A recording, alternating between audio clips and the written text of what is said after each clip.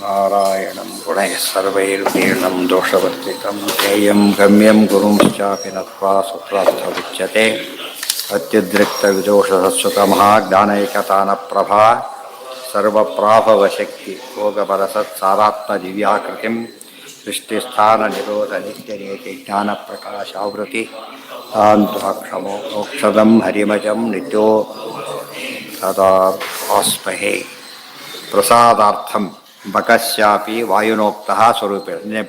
ಬಕನ ಬಗ್ಗೆ ಹೇಳ್ತಾ ಇದ್ದೆ, ಗೊತ್ತಾಯ್ತಾ? ಉಪಾಸಿತ ಪೌರ್ಣಮಾಸ್ಯಾಂ ಶೈವೋದ್ಗೀತೇನ ಕೇಶವ, ಅದೇ ಯಾವುದು ನಾಯಿ ರೂಪದಲ್ಲಿ ಬಂದು ಹೇಳಿದ್ರಲ್ಲ, ಇದು ಭಾಳ ಶ್ರೇಷ್ಠವಾದದ್ದು. ಅವರೊಬ್ಬರೇ ಬರಲಿಲ್ಲ, ಹಿಂದೆ ನಾಯಿಗಳ ಗುಂಪೆ ಇತ್ತು, ಎಲ್ಲ ದೇವತೆಗಳೇ ಆಗಿದ್ರು ಅಂತ ಹೇಳ್ತಾರೆ. ಓಂ ಓಂ ಅದಾವ ಇದ್ಯಾದಿಕಂ ಮಂತ್ರಂ ವಾಯುನೋಕ್ತಂತು ದೇವತಾ ವಾಯುಸ್ಥ ವಿಷ್ಣುಬುದ್ಧಿಶ್ಯ ಹಿಂಕೃತ್ಯ ಪಾಪುರ ಈಪ್ಸಿತಂ ದೇವೋ ವಿಷ್ಣುಶ್ಚ ವಾಯುಶ್ಚ ಸರ್ವಜ್ಞತ್ವಾತ್ ಕ್ರಮೇಣತು ವರುಣೌ ವರಣೀಯತ್ವಾತ್ ಸವಿತಾರೋ ಪ್ರಸೂತಿತಃ. ಹರಿವಾಯು ಇಬ್ಬರಿಗೂ ಕೂಡ ವರುಣ ಅಂತ ಹೆಸರಿದೆ, ಸವಿತಾ ಅಂತ ಹೆಸರಿದೆ. ಆದ್ದರಿಂದ ಇಲ್ಲಿ ವರ್ಣ ಈ ವರ್ಣ ಅಲ್ಲ, ಈ ವಾಯು ಈ ವ್ಯಕ್ತಿ ಅಲ್ಲ, ಪರಮಾತ್ಮನೇ ಅಂತ ಅರ್ಥ. ಪ್ರಜಾನಾಂಚಪತಿ ಬದ್ವತ್ ಕ್ರಮಾದೇವ ಪ್ರಕೀರ್ತಿತವು. ಅದೇ ರೀತಿ ಇವರು ಪ್ರಜಾಪತಿಗಳು ಆಗಿದ್ದಾರೆ ಅಂತ ಹೇಳಿ. ತತಶ್ಚಾಯಂ ಖಂಡಾರ್ಥ. ನೆಕ್ಸ್ಟ್ ಅದು ಮುಗಿತಲ್ಲಿಗೆ. ನೆಕ್ಸ್ಟ್ ಈಗ ಅಯಂ ವಾವಲೋಕೋ ಹಾವುಕಾರ ವಾಯುರ್ಹಾವಿಕಾರ ಚಂದ್ರಮ ಅಥ ಅಕಾರ ಆತ್ಮೇತಿ ಆತ್ಮ ಇಹ ಆತ್ಮವದ್ ಈಹಕಾರ ಅಗ್ನಿರೀಕಾರ ಆದಿತ್ಯ ಊಕಾರ ಮತ್ತು ನಿಹವ ಏಕಾರ ವಿಶ್ವೇ ದೇವ ಔಹಾಯಿಕಾರ ಪ್ರಜಾಪತಿರ್ಹಿಂಕಾರ ಪ್ರಾಣ ಸ್ವರ ಅನ್ನಂ ಮತ್ತು ಯಾಯ ವಾಕ್ ವಿರಾಟ್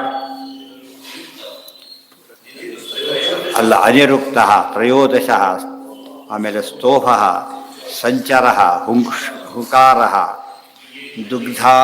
ದುಗ್ಧೇ ಅಸ್ಮೈ ವಾಕ್ ದೋಹಂ ಯೋ ವಾಚೋ ದೋಹ ಅನವಸಾನನ್ನಾದೋ ಭವತಿ ಯಹ ಏತಾವೇವಂ ಸಾಮ್ನಾಂ ಉಪನಿಷದಂ ವೇದ ಇತಿ. ಅದಕ್ಕೆ ಫಲಶ್ರುತಿ. ಏನು ಫಲಶ್ರುತಿ ಅಂದರೆ ಹೂಯತೆ ವಾಕ್ ಅಗ್ನಿಹೋತ್ರಾದೌ ಇಹಾಕಾರಸ್ತು ಯಂ ಯತಃ ಹಾ ಇತ್ಯಾಶ್ಚರ್ಯವದಾಯಾತಿ ಹೇತಿ ವಾ ಸುಖಕೃತ್ವತಃ. ಹಾಯಿಕಾರ ಅಲ್ಲೆಲ್ಲ ಹಿಡಿದಕ್ಕೆಲ್ಲ ಎಕ್ಸ್ಪ್ಲೇಷನ್ ಕೊಡ್ತಾರೆ ಆಚಾರ್ಯ. ಏನವೆಲ್ಲ ಅಂತ ಹೇಳಿದರೆ ವಿಷ್ಣು ಡೀಟೇಲ್ಸ್ ಇದೆ, ಅದಕ್ಕೆ ಭಾಷ್ಯನೇ ಬೇಕು. ಭಾಷ್ಯ ಹೇಳಿದರು ವಾಯು ಅಥ ಇತಿ ಉಕ್ತಂ ಅನಂತರಂ ಆನಂತರ್ಯಾತ್ ಪ್ರಕಾಶಸ್ಯ ಸೂರ್ಯಾತ್ ಚಂದ್ರಸ್ತಥಾ ಈರಿತಃ ಸರ್ವಸ್ವಾಮೀಪ್ಯತೋ ವಿಷ್ಣು ಇಹೇತಿ ಕಥಿತಃ ಸದಾ. ಪರಮಾತ್ಮ ಎಲ್ಲರಿಗೂ ಹತ್ತಿರ ಇದ್ದಾರೆ. ಸೇಮ್ ಆಕಾಶ ನಮಗೆ ಹತ್ತಿರ ನಿಮಗೆ ಹತ್ರ ಅಂತ ಹೇಳ್ತೇವ, ಎಲ್ಲರಿಗೂ ಆಕಾಶ ಹತ್ತಿರ ಇದೆ. ಬದುಕಿರೋರಿಗೆಲ್ಲ ಆಕಾಶ ಫೀಲ್ ಆಗುತ್ತೆ. ದೇವರು ಎಲ್ಲರಿಗೂ ಹತ್ತಿರನೇ. ಆದರೂ ಅಲ್ಲಿ ಇಲ್ಲಿ ಅಂತ ಕರಿತೇವೆ ನಾವು, ಅಲ್ಲಿ ಇಲ್ಲಿ ಅಂತ ಕರಿತೇವೆ. ಅದಕ್ಕೆ ವಿಶೇಷದಿಂದ ಹೇಳ್ತೇವೆ. ಅದೇ ರೀತಿಯೇ ಇಹ ಯಾರು ಉಪಾಸನೆ ವಿಶೇಷ ಮಾಡ್ತಾರಲ್ಲ ಅವರಿಗೆ ಇವರು ಹತ್ತಿರದಲ್ಲಿರ್ತಾರೆ. ಸರ್ವ ಸಾಮೀಪ್ಯತೋ ವಿಷ್ಣು ಹೇತಿ ಕಥಿತ ಸದಾ ಇಂಧನಾದ. ಅದಕ್ಕೆ ಹೇಳ್ತಾರೆ ಇಂಧನಾದ ಅಗ್ನಿರೀಕಾರ ಊಕಾರ ಸೂರ್ಯ ಉಷ್ಟಿತಃ ನಿತರಾಂ ಆಹ್ವಯನ್ ತೇನಾಂ ಏನಂ ಇತೀಂದ್ರೋ ನಿಹವ ಸ್ಮೃತಃ ಏತಿ ಇತಿ ಏಕಾರ ಏವಾಸೌ ಔಹಾಯಿ ಇತಿ ಅಖಿಲಾಸುರಾಃ ಉಚ್ಯತ್ವಾತ್ ವಿಷ್ಣು ಉಹು ಪ್ರೋಕ್ತಃ ಪೂಜಂತೆ ಅಸ್ಮಿನ್ ಯಥೋ ಅಖಿಲಾಃ. ಕೆಲವು ಮೆಲ್ಲಿಗೆ ಹೇಳಿದಾಗ ನೀವು ಅಂದರೆ ಹತ್ತಿರದವರು ಮಾತ್ರ, ನೀವು ಬನ್ನಿ ಅಂತ ಯಾರಿಗೆ ಅಪ್ಲೈ? ಈಗ ಜೋರಾಗಿ ಕರಿಬೇಕಾದ್ರೆ ಅಲ್ಲಿ ಅವರು ಬನ್ನಿ ಅಂತ ಹೋಗ್ತಾರೆ. ಅದನ್ನ ಟೋನ್ ಹೆಚ್ಚು ಕಡಿಮೆ ಮಾಡಿದ್ರೆ ಏನಾಗುತ್ತದೋ ಅದೇ ರೀತಿ ಕೆಲವು ಪದಗಳು ಉಪಯೋಗಿಸಿದಾಗ ಕೆಲವು ವಿಷ್ಣುವಿಗೆ ವಾಯುವಿಗೆ ಎಲ್ಲ ದೇವತೆಗಳಿಗೆ ಈ ದೇವತೆಗಳು ಅಪ್ಲಿಕಬಲ್ ಅಂತ ಹೆಸರಬೇಕಲ್ಲ, ಅದೆಲ್ಲ ಏನು ಅಪ್ಲಿಕಬಲ್? ಅದು ಎಲ್ಲವೂ ವಿಷ್ಣು ವಾಯುಗಳಿಗೆ ಎಲ್ಲ ಅಪ್ಲಿಕಬಲ್. ವಿಷ್ಣುವಿಗೆ ಮುಖ್ಯಾರ್ಥ ಪರಮ ಮುಖ್ಯಾರ್ಥಲ್ಲಿ ಅಪ್ಲಿಕಬಲ್. ಎಲ್ಲ ವ್ಯತ್ಯಾಸ ಇದೆ. ಯಾರು ಕರೀತಾರೆ, ಗುಂಪಿನಲ್ಲಿರ್ತಾರೆ, ನಾಳೆ ಬನ್ನಿ ಯಾವುದೋ ಕೆಲಸ ಇದೆ, ಉಳಿದವರಿಗೆ ಕೆಲಸೋದಿಲ್ಲ, ಬೇಕೋ ಇಲ್ಲ, ಗೊತ್ತಾಯ್ತಾ? ಗಟ್ಟಿಯಾಗಿ ಹಿಡಿದಾಗ ಏನಾಗುತ್ತೆ, it is applicable to all. ಅದನ್ನು ಸ್ವಲ್ಪ ಗಟ್ಟಿಯಾಗಿ ಹಿಡ್ತಾರೆ. ಅದೇ ರೀತಿಯೇ ಈ ಎಲ್ಲ ಉಚ್ಚಾರಣೆ ಮಾಡಬೇಕಾದ್ರೆ ಈ ರೀತಿ ಉಚ್ಚಾರಣೆ ಮಾಡಿದರೆ ಇಂತಿಂಥ ದೇವತೆಗಳಿಗೆ ಅಪ್ಲೈ ಆಗುತ್ತೆ ಅಂತ ಹೇಳಿದ್ರು. ಉಳಿದವ್ರು ಏನು ಮಾಡಿಬಿಟ್ರು, ಬರೀ ಹೆಸರು ಹೇಳ್ಬಿಟ್ರೆ ಹೊರತು ಯಾರಿಗೆ ಅಪ್ಲಿಕಬಲ್ ಹೇಳಲೇ ಇಲ್ಲ. ಅರ್ಥ ಆಯ್ತಾ? ದೇವತೆಗಳ ಕಾನ್ಸೆಪ್ಟೇ ಥರದೇ ಹೋಗ್ಬಿಟ್ರೆ ಅದೇನಲ್ಲ, ಶಾಸ್ತ್ರ ಅನಿಸೋದೇ ಇಲ್ಲ. ಯಾಕೆ? ಬಿಲ್ಡಿಂಗ್ ನೋಡಿದಾನೆ, ದೊಡ್ಡ ಬಿಲ್ಡಿಂಗ್ ಇದೆ, ಅದು ತಾಲೂಕು ಆಫೀಸು. ಸ್ವಲ್ಪ ಹೊಸದಾಗಿ ಶುರು ಮಾಡಿದ್ದಾರೆ, ಡಿಸ್ಟ್ರಿಕ್ಟ್ ಮಾಡಿರ್ತಾರೆ, ಚಿಕ್ಕ ಆಫೀಸ್ ಇದೆ. ಯಾರು ದೊಡ್ಡವರು ಇವರು ಅವ್ರಿಗೆ ಬೆಲ್ಟಿರೋ ಹೇಳ್ಬಿಡ್ತಾರೆ ಅಷ್ಟೇ. ಜ್ಞಾನ ಇದ್ದವನು ಏನು ಮಾಡ್ತಾನೆ, ಇದು 10 ಸ್ಟೋರೀಸ್ ಇದ್ದರೂ ಕೂಡ ಓದಿದ್ರು ಕೂಡ ಏನದು ಇದೇನೆ. ಎಷ್ಟೋ ಹೈಸ್ಕೂಲ್ ಸಿಕ್ಕಾಪಟ್ಟೆ ದೊಡ್ಡ ಇರ್ತದೆ, ಹೊಸ PU ಕಾಲೇಜ್ ಇಷ್ಟೇ ಇರುತ್ತೆ, ಒಂದು ಸಣ್ಣ ಮನೆ ಇದ್ದಾಗಿರುತ್ತೆ ಅಷ್ಟೇ. ಬಟ್ ಓದ್ನಲ್ಲಿ ಜಾಸ್ತಿ ಓದೋದಲ್ಲಿ ಇಲ್ಲಿ ಓದೋದು. ಆದ್ದರಿಂದ ಅದಕ್ಕೆಲ್ಲ ಇದಾಗಬಾರದು ಅಂತೇಳಿ ಇಬ್ಬರು ಉಳಿದವರಿಗೆ ಏನಾಯಿತು ಅಂದರೆ ಮೆಕ್ಯಾನಿಕಲಿ ಮಾಡೋದ್ರಿಂದ ಅರ್ಥ ಗೊತ್ತಾಗೋದು. ಆಚಾರ್ಯನೆಲ್ಲ ಬಿಡಿಸಿ ತೋರಿಸ್ತಾರೆ. ಇದಕ್ಕೆ ಈ ಅರ್ಥ ಅಂತ ಅರ್ಥ. ಮುಕ್ತೌ ಔಹಾಯಿನಸ್ತಸ್ಮಾತ್, ಮುಕ್ತೌ ಔಹಾಯಿನಸ್ತಸ್ಮಾತ್ ಸರ್ವದೇವಾ ಪ್ರಕೀರ್ತಿತಃ. ಔಹಾಯಿ ಅಂತ ಕರೆ ಮುಕ್ತ ದೇವತೆಗಳು ಅಂತ ಅರ್ಥ. ಹೀತಿ ನಿಶ್ಚಯ ಬುದ್ಧಿಷ್ಟ. ಹೀ ಅಂತೆಲ್ಲ ಹೇಳ್ತಾರೆ, ಏನದಕ್ಕೆ ಅರ್ಥ? ಸಾಮಾನ್ಯ ಹೀ ಅಂತ ಬಂದ್ಬಿಟ್ಟಿದೆ. ಹೀ ಅಂತ ಅಂದರೆ ಇತಿಹಾಸ ಪ್ರಸಿದ್ಧವಾದದ್ದು ಅಂತ ಅರ್ಥ. ಇಲ್ಲಿ ಹೀ ಅಂಥೇಳಿ ಹೀತಿ ನಿಶ್ಚಯ ಬುದ್ಧಿಷ್ಟ ನಿಶ್ಚಯ ಜ್ಞಾನತಃ ಸದಾ. ಬ್ರಹ್ಮ ಹಿಂಕಾರ ಇತ್ಯುಕ್ತೋ ವಾಯು ಪ್ರಾಣ ಶರೀರಗ ಸ್ವೇ ವಿಷ್ಣು ರಮಯತ್ತೇನಂ ಜೀವಂ ತಸ್ಮಾತ್ ಸ್ವರಸ್ಮೃತಃ. ವಾಯುದೇವರಿಗೂ ಸ್ವರ ಅಂತ ಹೆಸರಿದೆ. ಯಾಕೆ? ಸ್ವೇ ವಿಷ್ಣು ರಮಯತಿ ಏನಂ ಜೀವಂ ತಸ್ಮಾತ್ ಸ್ವರಃ ಸ್ಮೃತಃ. ವಾಯುದೇವರು ದೇವರಿಗೆ ಕನೆಕ್ಟ್ ಮಾಡಿಸೋದು ದೇವರನ್ನು ವಾಯುದೇವರೇ, ಆದ್ದರಿಂದಾಗಿ ಅವರಿಗೆ ಆ ಸ್ವರ ಅಂತ ಹೆಸರಿದೆ. ಮತ್ತು ಯೈಹಿ, ಯೈ ಅಂತ ಇನ್ನೊಂದಿದೆ. ನಿತ್ಯಗತೇ ವಾಯುದೇವರಿಗೆ ಯೈ ಅಂತ ಹೆಸರಿದೆ. ಯೈ ಅಂದ್ರೇನು? ಗಮನ ಅಂತ ಅರ್ಥ. ಗಮನ ಅಂದ್ರೇನು? ಸದಾ ಗಮನ. ವಾಯುದೇವರಿಗೆ ಒಂದು ಹೆಸರಿದೆ, ಅಮರಕೋಶದಲ್ಲಿ ಬರ್ಬೇಕಾದ್ರೆ ಸದಾಗತಿ ಅಂತ ಅವ್ರಿಗೆ ಹೆಸರು. ಸದಾಗತಿ ಅಂದ್ರೇನು? Ever moving. ಎವರ್ ಮೂವಿಂಗ್ ಅಂದ್ರೇನು? ಯಾವರು ಸಂಚಾರ ಮಾಡ್ತಾನೆ ಇರುತ್ತೆ ಅಂತ. ವಾಯುದೇವ ಯಾವರು ಸಂಚಾರ ಮಾಡ್ತಾನೆ ಇರ್ತಾರೆ. ನೀರು, ನದಿ ಅಂದರೆ ಹರಿತಾ ಇರಬೇಕು, ಸಮುದ್ರ ಅಂದರೆ ಹರಿದೇನೆ ಬರೀ ಅಲೆಗಳು ಬರ್ತಿರ್ಬೇಕು. ಕೆಲವು ಲಕ್ಷಣ ಇದೆ. ನದಿಗಂತ ಅಲೆ ಬರೋದಿಲ್ಲ. ನದಿಗಂತ ಅದು ಸಮುದ್ರ ಹರಿದೇನೆ ಅಷ್ಟು ದೊಡ್ಡ ಅಲೆ ಕ್ರಿಯೇಟ್ ಮಾಡೋದು. ನದಿ ಮತ್ತು ಸಮುದ್ರದ ಶಬ್ದ ಬೇರೆ, ನದಿ ಶಬ್ದ ಬೇರೆ. ನದಿ ಹರಿಯುತ್ತಲ್ಲ, ನಮಗೆ ಸಾಮಾನ್ಯ ಗೊತ್ತಾಗೋದಿಲ್ಲ. ನೈಟ್ ಹಾಲ್ಟ್ ಮಾಡಿದರೆ ಪಕ್ಕದಲ್ಲಿ ನದಿ ಇದ್ದರೆ ಒಂದು ರೀತಿ ಹರಿಯೋ ಸೌಂಡ್ ಕೇಳಿಸ್ತಾ ಇರ್ತದೆ. ಅದಕ್ಕೆ ಆ ನದಿನೇ ಬೇರೆ, ಈ ಸಮುದ್ರದ ಘೋಷ ಬೇರೆ, ಸಮುದ್ರ ಘೋಷದ ರೀತಿಯೇ ಬೇರೆ. ಭೋರ್ಗರಿಯೋದು ಅಂತಾರಲ್ಲ ಹಾಗೆ. ಅಂದರೆ ಪ್ರತಿಯೊಂದು ಸೌಂಡ್ಗೂ ವ್ಯತ್ಯಾಸ ಇದೆ. ವೋಲಿಯಂ ಪರೀಕ್ಷೆ ಇಬ್ಬರು ಮಾತಾಡಿದರೆ ಟೋನ್ ಏನಾಗುತ್ತೆ, ಬೇರೆ ಬೇರೆ. ಇಬ್ಬರು ಧ್ವನಿ ಒಂದೇ, ಇಷ್ಟಿದ್ದೇ ಕನ್ಫ್ಯೂಷನ್ ಮಾಡ್ಕೋತಾರೆ. ಇನ್ನು ಬೇರೆ ಇದು ಒಂದೇ ಆಗಿಬಿಟ್ರೆ ಗೋವಿಂದ. ಅಷ್ಟೆಲ್ಲ ಭಗವಂತ ಇಷ್ಟೇ, ಎರಡು ಕೈ ಎರಡು ಕಾಲು ಇಷ್ಟೊಳಗೆ ಎಷ್ಟು ಮಾಡಿದ್ರೆ ಇನ್ಫೈನೈಟ್ ಚೇಂಜಸ್ ಸಿಗುತ್ತೆ. ಪ್ರತಿಯೊಬ್ಬರು ಎಷ್ಟೇ ಟ್ವಿನ್ಸ್ ಅಂದರೂ ಕೂಡ ಏನಾಗಿರ್ತಾರೆ, ಸ್ವಲ್ಪ ವ್ಯತ್ಯಾಸ ಇರಲೇಬೇಕು. ದೇವರನ್ನು ತೋರಿಸ್ತಾರೆ. ಎಂಥ ಸಾಮ್ಯ ಕೂಡ ಭಕ್ತಿಗೆ ಅಭೇದ ಹುಟ್ಟಕ್ಕೆ ಸಾಧ್ಯ ಇಲ್ಲ. ಒಬ್ಬ ದೃಷ್ಟಾಂತ.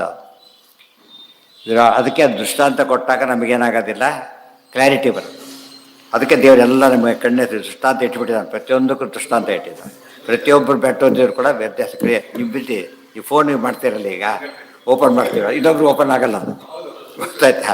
ಇನ್ನೊಬ್ರು ಎಷ್ಟು ಪಲ್ಟಿ ಹೊಡೆದ್ರು ಓಪನ್ ಆಗಲ್ಲ. ಪಾಸ್ವರ್ಡ್ ಹೇಳಕ್ಕೆ ಬರುತ್ತೆ, ಇದನ್ನು ಮಾಡೋಕ್ಕೆ ಬರೋಲ್ಲ. ಫಿಂಗರಿಂದ ಮಾಡೋದಂದ್ರೆ ಇವೇನು ಮಾಡಿ, ಇದು ಕೂಡ ನಾವು ಸ್ವಲ್ಪ ಏನಾದ್ರು ಒದ್ದೆಗಿದ್ದೆ ಎದ್ಬಿಟ್ಟು ಬರೋದಿಲ್ಲ. ಅದು ಕ್ಲಾರಿಟಿ ಇದ್ರೆ ಮಾತ್ರ ಬರುತ್ತೆ. ಅಂದರೆ ಅದು ರೆಕಗ್ನೈಸ್ ಮಾಡುತ್ತೆ ಅಂತ ಆಯ್ತಲ್ಲ. ಭೇದ ಇಲ್ಲದೆ ಹೋಗಿದ್ರೆ ಯಾರು ಫೋನ್ ಯಾರೋ ಓಪನ್ ಮಾಡಿಬಿಡೋದು, ಮಾಡೋಕ್ಕೆ ಬರೋದಿಲ್ಲ. ನಮ್ಗೆ ಇದರಲ್ಲಿ ಅಷ್ಟು ಗೊತ್ತಾಗೋದಿಲ್ಲ, ಹೆಬ್ಬೆಟ್ಟೋತಲ್ಲಿ ಗೊತ್ತಾಗೋದಿಲ್ಲ. ಆ್ಯಕ್ಚುಲಿ ಅದು ಯುನಿಕ್ಕೇ. ಅದು ಇದು ಯುನಿಕ್ ಅಂತ ನಮಗೆ ಗೊತ್ತಾಗದೆ ಹೋದರೆ ನಾವು ಇದು ಕಾನ್ಸೆಪ್ಟ್ ತತ್ತಿದ್ದಿಲ್ಲ ಯಾರು ಕೂಡ. ಯಾರು ಬೇಕಾದ್ರೂ ಓಪನ್ ಮಾಡೋದಾಗಿದ್ದರೆ ಅಂದ ತಕ್ಷಣ ಮಾಡಿ ಉಪಯೋಗ ಏನಾದರೆ ಎಲ್ಲರ ಕೈಲಿ ಓಪನ್ ಮಾಡೋದ್ರೆ ಕೀ ಹಾಕಿಡ್ಬೇಕು, ಲಾಕ್ ಹಾಕಿ ಮಾಡೋದು. ಎಲ್ಲರಿಗೆ ಎಂಟ್ರಿ ಕೊಟ್ಟರೆ ಇರೋರಿಗೆಲ್ಲ ಕೀ ಕೊಟ್ಟು ಹೋಗಿಬಿಡೋದು. ಬೀಗ ಹಾಕೋದಿರೋದು ವಾಸಿ. ಅದಕ್ಕಿಂತ ಅದೆಲ್ಲ ಆಚಾರ ಸಿದ್ಧಾಂತ ಕ್ಲಿಯರಾಗಿ ಅರ್ಥ ಮಾಡಿಕೊಡೋದು. ಭಿನ್ನಾಶ್ಚ ಭಿನ್ನ ಧರ್ಮಾಶ್ಚ ಪದಾರ್ಥ ನಿಖಿಲಾಪಿ ಅನುವ್ಯಾಖ್ಯಾನ ಹೇಳ್ತಾರೆ. ಭಿನ್ನಾಶ್ಚ ಭಿನ್ನ ಧರ್ಮಾಶ್ಚ ಪದಾರ್ಥ ನಿಖಿಲಾಪಿ. ಪ್ರತಿಯೊಂದು ಪದಗಳು ಏನಾಗಿವೆ, ಯುನಿಕ್ಕಾಗಿದೆ. ಎರಡು ಎಲೆಗಳು, ಎರಡು ಎಲೆ ಕಿತ್ಕೊಂಡ್ಬಂದು ಬರುತ್ತಾರೆ, ಒಂದೇ ರೀತಿ ಇರೋದು. ಎರಡೇ ಎಲೆಗಳು ಬರ್ತವೆ, ಒಂಚೂರು ವ್ಯತ್ಯಾಸ ಇರಲಿ. ವೇಟ್ ನೋಡಿ, ವೇಟಲ್ಲಿ ವ್ಯತ್ಯಾಸ ಕಾಣಿಸುತ್ತೆ. ಅಕಸ್ಮಾತ್ ವೇಟ್ 100% ಯಾವಾಗಲೂ ಟ್ಯಾಲಿ ಆದರೂ ಆಗ್ಬೋದು. ಈ ಅಪೇರೆನ್ಸ್ ಮಾತ್ರ ಬರೋದೇ ಇಲ್ಲ, ಸ್ವಲ್ಪ ವ್ಯತ್ಯಾಸ ಕಾಣಲೇಬೇಕು. ಅದಕ್ಕೆ ಪ್ರತಿಯೊಬ್ಬ ಯುನಿಕ್ ಅಂತ ಹೇಳೋದಕ್ಕೆ ಜೀವ ಜೀವ ಭೇದ, ಜಡ ಜಡ ಭೇದ ಎಲ್ಲ ನಮಗೆ ಅರ್ಥ ಆಗುತ್ತೆ. ಸರ್ವವಾಗಾತ್ಮಿಕ ಆಯಾತು. ಅದಕ್ಕೆ ಯಯಿ ಅಂತ ವಾಯುದೇವರ ಹೆಸರಿದೆ. ತದ್ಗಾ ಯಾಯಾ ಸರಸ್ವತಿ. ವಾಯುದೇವರಿಗೆ ಯಾಯಾ ಅಂತ ಹೆಸರಿದೆ. ಯಯಿ ಯಾಯಾ. ಯಾಯಾ ಅಂತ ಮಾತಾಡ್ತಾರೆ ಸಮಾಜ. ಯಾ ಅಂತಿರ್ತಾರೆ, ಅದು ಮಾತಲ್ಲಿ ಯಾಯ. ಆಮೇಲೆ ಮುಂದೆ ಯೈಹಿ ಎಲ್ಲಾಯ್ತದ ನಿತ್ಯಗತಿರುವ ಶೈವ ಅನ್ನದೇವತಾ ಪ್ರೋಕ್ತ. ವಾಯು ಸರಸ್ವತಿ ದೇವಿ ಅನ್ನಕ್ಕೆ ದೇವತೆ, ಅದಕ್ಕೆ ಅನ್ನಂ ಸರಸ್ವತಿ ಕುರ್ಯಾತ್ ಅಂತಲೇ ಇರೋದು. ಸರಸ್ವತಿ ಅನ್ನ ಅಂದ್ರೆ ಅರ್ಥ, ಸರಸ್ವತಿ ಅಂದರೆ ಓದಿದ್ರೆ ಅನ್ನ ಗ್ಯಾರಂಟಿ ಅಂತ ಅರ್ಥ ಏನು? ಏನೋ ಒಂದು ತಿನ್ನಕ್ಕೆ ಸಾಧ್ಯತೆ ಇದೆ. ನಿರಕ್ಷರಿ ಏನು ಕೊಡಬಹುದು ಅಂತಾರಲ್ಲ ಹಾಗೆ. ಪ್ರೋಕ್ತ ಯಾ ಅತ್ರ ಪ್ರಾಣೇನ ನೀಯತೆ ಸರ್ವಭಾಗಾತ್ಮಿಕ ಯಾತು ಶ್ರೀರ್ವಿಶೇಷೇಣ ರಾಜನ. ಮಹಾಲಕ್ಷ್ಮಿ ಹಾಗಲ್ಲ, ಸರ್ವಭಾಗಾತ್ಮಿಕ ಯಾತು ಶ್ರೀಹಿ ವಿಶೇಷೇಣ ರಾಜನ. ಮಹಾಲಕ್ಷ್ಮಿಗೆ ಸರ್ವಭಾಗಾತ್ಮಿಕ, ಅದರಿಂದ ಶ್ರೀ ಅಂತ ಹೆಸರಿದೆ. ಆಗ ವಿಷ್ಣು ಶ್ರೀಮಾನ್ ಅಂದರೆ ಅಂತ ಮಹಾಲಕ್ಷ್ಮಿಗೆ ಒಡೆಯ ಅಂತಾಗ. ಬರೀ ಶ್ರೀಮಂತ ಬಾರಿ ಶ್ರೀಮಾನ್ ಹೆಸರು ಹಾಕಿದಾಗಲ್ಲ, ವಿಶೇಷ ವ್ಯತ್ಯಾಸ ಇದೆ. ಶ್ರೀ ವಿರಾಡುಕ್ತ ನಿರುಕ್ತಸ್ತು ವ್ಯಾಪ್ತೋ ನಾರಾಯಣಸ್ತು ಯಃ ಆಹೂತ ಯಾತ್ಪಾತೀತಿ ಹುಪ್ಕಾರ ಇತಿ ಕೀರ್ತಿತಃ. ವಿರಾಡುಕ್ತ, ಅದಕ್ಕೆ ವಿರಾಟ್ ಅಂತ ಪರಮಾತ್ಮನ ಹೆಸರಿದೆ. ನಿರುಕ್ತಸ್ತು ವ್ಯಾಪ್ತೋ ನಾರಾಯಣಸ್ತು ಯಃ, ಅವರು ಶ್ರೀ, ಇತ ವಿರಾಟ್ ಪರಮಾತ್ಮ. ಆಹೂತ ಏವ ಪಾತೀತಿ ಉಪಕಾರ ಇತಿ ಇರ್ತೀತ. ದೇವರು ಕರತಷ್ಟ ರಕ್ಷಣೆ ಮಾಡಿಬಿಡ್ತಾರಲ್ಲ, ಹುಪ್ ಅಂತ ಹೆಸರು, ಹುಪ್ ಅಂತ ಹೆಸರು, ಹುಪ್ಕಾರ. ಆಮೇಲೆ ಹುವಿತ್ಯಾಕ್ರಿಯತೆ ಯಸ್ಮಾತ್ ಹುಕಾರಸ್ತು ಜನಾರ್ದನ.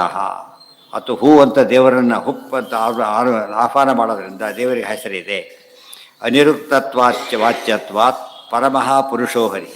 ಸಾಮಾನ್ಯವಾಗಿ ಯಾರೋ ಹೋಗ್ತಿರ್ತಾರೆ, ನಾವು ನೋಡಬೇಕಲ್ಲ, ಚಪ್ಪಾಳೆ ಹಿಡಿತೀವಿ ನಾವು, ಗೊತ್ತಲ್ಲ. ಆಫೀಸರ್ ಹೋಗಿ ಚಪ್ಪಾಳೆ ಹಿಡಿತೀವಿ ಇಲ್ಲ, ದೊಡ್ಡವರು ಚಪ್ಪಾಳೆ ಹಿಡಿದ್ರೆ ಏನಾಗ್ತದೆ, ಸಸ್ಪೆಂಡ್ ಆಗಿ ಹೋಗ್ತಾರೆ ಅಷ್ಟೇ. ಅವರು ಎಷ್ಟೇ ಕಷ್ಟಪಟ್ಟರು ಹೋಗಿ ಮುಂದೆ ನಿಂತ್ಕೊಂಡು ಸಾರು ಕೈ ಬಿಟ್ಟು ಮಾತಾಡಬೇಕು, ಹೀಗೆಲ್ಲ ಕೂಡ್ಲಕ್ಕೆ ಬರೋದಿಲ್ಲ. ಅವ್ರನ್ನ ಕರಿಯೋದು ಕರಿಬೋದು, ಅನ್ಬೋದು. ಹಾಗೆಲ್ಲ ದೊಡ್ಡವ್ರು ಕರಿಲಿಕ್ಕೆ ಬರೋಲ್ಲ. ಅವ್ರಿಗೆ ಹೋಗಿ ಏನು ಮಾಡಬೇಕು, ಅವ್ರನ್ನ ನೇರ ವಿನಂತಿ ಮಾಡಬೇಕೇ ಹೊರತು ಈ ರೀತಿ ಕೂಗೋದು ಇಗೋದು ಅವ್ರನ್ನ ಕರಿಯೋದು ಇನ್ನೊಬ್ರಿಗೆ ಹೇಳೋದಾಗೆಲ್ಲ ಮಾಡೋಕ್ಕೆ ಬರೋದಿಲ್ಲ. ಅದು ಏನು ತೋರಿಸುತ್ತೆ ಅಂದರೆ ಆ ಉಚ್ಚಾರಣೆಯಲ್ಲೇ ಅವ್ರು ಯಾರು ಅಂತ ಗೊತ್ತಾಗುತ್ತೆ. ಗೊತ್ತಾಯ್ತಾ? ಯಾರನ್ನು ಕರಿಬೇಕಾದ್ರೆ ಯಾವ ರೀತಿ ಇರಬೇಕು, ಅರ್ಥ ಆಯ್ತಾ? ಅದು ಸಿಂಗ್ಯುಲರ್ ಬೇರೆ, ಅದರಲ್ಲಿ ವ್ಯತ್ಯಾಸ. ಮತ್ತು ಇದರಲ್ಲೆಲ್ಲ ಕೂಡ ಯಾರ ಜೊತೆ ಮಾತಾಡ್ತೇವೆ ಎಂಬುದು, ಹೇಗೆ ಏನು ಪದ ಉಪಯೋಗಿಸ್ತೇವೆ ಅನ್ನೋದ್ರ ಮೇಲೆ ಎದುರಿಗಿರೋರು ದೊಡ್ಡವರೋ ಚಿಕ್ಕವರೋ ಸಮಾನ ಸ್ಕಂದರೋ ಮೂರೂ ಗೊತ್ತಾಗುತ್ತೆ. ಇಷ್ಟು ವಿಶೇಷ ಯಾರ್ಯಾರೂ ಮಾಡಿಲ್ಲ, ಆಚಾರ ಒಬ್ಬರೇ ಮಾಡಿರೋದು. ಗೊತ್ತಾಯ್ತು? ಉಪನಿಷತ್ತು ಹೇಳಿದರೆ ಅರ್ಥ ಹೇಳಬೇಕಲ್ಲ, ಅದಕ್ಕೆ ಸಾಧ್ಯ ಇಲ್ಲ. ನಿತ್ಯ ಆಗ ಅವ್ರು ಪೂರ್ಣ ಪ್ರಜ್ಞರು ಬಂದರೆ ಪ್ರೂವ್ ಮಾಡಿ ಎಲ್ಲ ರೀತಿಯಲ್ಲಿ ಎಂಥ ಇದು ಕೊಟ್ಟರು ಕೂಡ ಹೇಳ್ತಾರೆ. ನಾವು ಎಷ್ಟೆಷ್ಟು ಓದ್ತೇವೆ ಆಚಾರ ಅಷ್ಟಷ್ಟು ಅರ್ಥ ಮಾಡಿಕೊಡ್ತಾರೆ.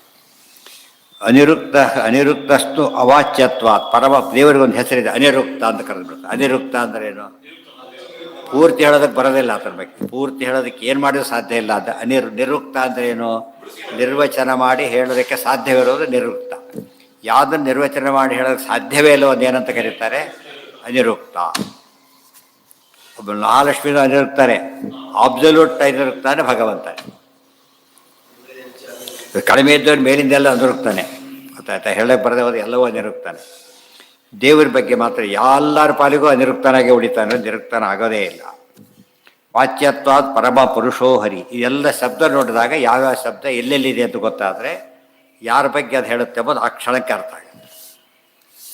ಸಮ್ಯಕ್ ಚರತೀತಿ. ಇವು ಆಫೀಸರ್ಸ್ಗೆಲ್ಲ ಸ್ಟಾರ್ಸ್ ಹಾಕಿರ್ತಾರಲ್ಲ, ಅದ್ರ ಮೇಲೆ ಅವ್ರು ಯಾವ ಪೊಸಿಷನ್ ಅಂತ ಗೊತ್ತಾಗುತ್ತೆ. ಅವ್ರು ಯಾವ ರ್ಯಾಂಕ್ನವರು ಅಂತ ಗೊತ್ತಾಗಬೇಕಾದ್ರೆ ಸೂಚನೆ ಇರುತ್ತಲ್ಲ, ಆ ರೀತಿ ಇರುವ ಎಲ್ಲದರಲ್ಲೂ ಗೊತ್ತಾಗುತ್ತೆ. ಇನ್ನು ಆಚಾರ್ಯ ಮುಂದೆ ಹೇಳ್ತಾರೆ, ವಿಷ್ಣುವಿನ ಸ್ವರ ಹೇಗಿರುತ್ತೆ, ವಾಯುದೇವರ ಸ್ವರ ಹೇಗಿರುತ್ತೆ, ರುದ್ರಾದೇವರ ಸ್ವರ ಹೇಗಿರುತ್ತೆ, ಸ್ವರದಲ್ಲೇ ಗೊತ್ತಾಗುತ್ತೆ ಯಾವ ದೇವತೆಗಳು ಅಂತ.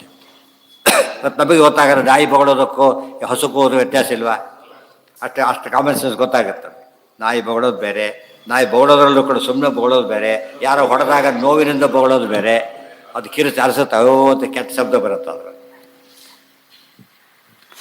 ಇಷ್ಟೆಲ್ಲ ಬಿಟ್ಕೊಂಡು ಎಲ್ಲ ಒಂದೇ ಏನರ್ಥ? ಇಷ್ಟೆಲ್ಲ ವ್ಯತ್ಯಾಸ ಇರಬೇಕಾದ್ರೆ ಎಲ್ಲ ಒಂದೇ ಹೇಗಾಗತ್ತೆ?